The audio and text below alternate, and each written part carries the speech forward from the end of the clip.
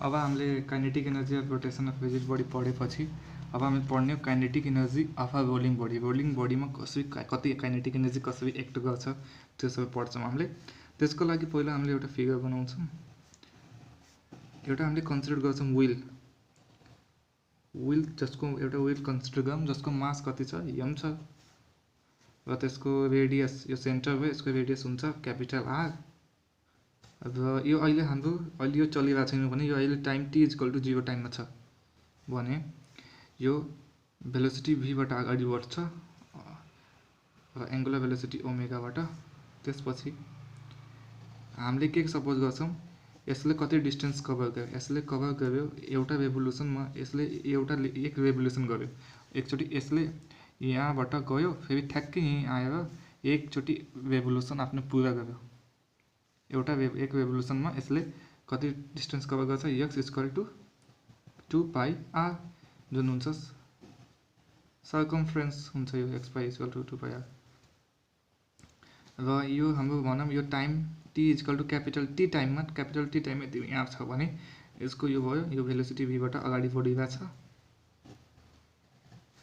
भयो भने यो हाम्रो डिस्टेन्स भयो, यति डिस्टेन्स यसले कभर गरेछ भने हामीले पहिला सुरुमा के निकाल्छौँ, हाम्रो if let at any time भनौँ, let at any time t the body covers, body के कति कभर गर्छ linear distance x in one revolution, एक रेभोल्युसनमा लिनियर डिस्टेन्स x कभर गर्छ। अब त्यो भनेको x=2πr। अब हामीले एज द बडी रोल गर्छ, जसरी बडी रोल गर्नको कारणले इट पोजेस बोथ, यसले के पोजेस गर्छ, यससँग बोथ एउटा यसले रोटेसनल मोसन पोजेस गर्छ, यसले रोटेट भएर गइरहेको छ अगाडि, एउटा यसले डिस्टेन्स कभर गरिरहेको छ स्टेटमा भनेको यससँग ट्रान्सलेसनल मोसन पनि हुन्छ र रोटेसनल मोसन पनि हुन्छ। It possesses both translational motion and rotational motion.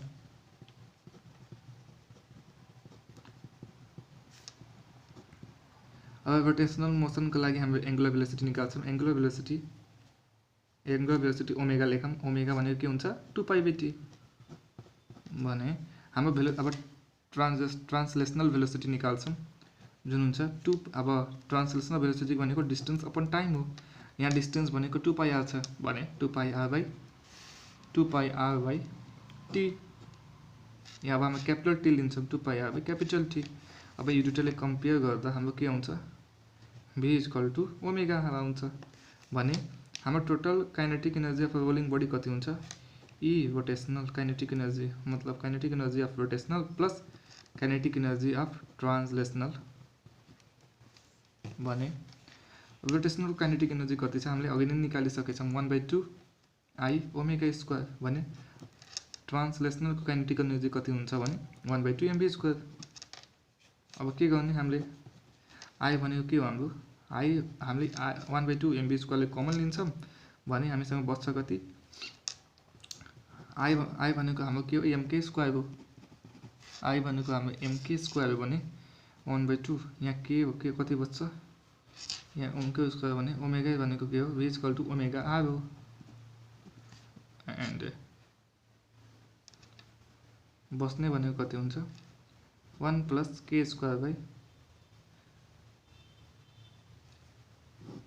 1 + k²r² बच्छ प्लस 1 बच्छ। कसरी यो I भनेको के हुन्छ हाम्रो यसरी गर्ने, यो हाम्रो यो त फर्मुला भइहाल्यो हाम्रो, एकचोटि म यहाँ भनिदिन्छु माथिवाला 1/2 I भनेको कति हुन्छ mk² हुन्छ। ओमेगा भनेको के हो v=ओमेगा r हो भनेको ओमेगा भनेको v²/r² हो प्लस 1/2 mv² छ भने हाम्रो यो 1/2 mv² लाई यहाँ छ हाम्रो एउटा यहाँ छ यहाँ, यसले कमन लिन्छौँ k²/r² प्लस 1 बच्छ। यही नै हाम्रो फर्मुला हुन्छ। यति भयो।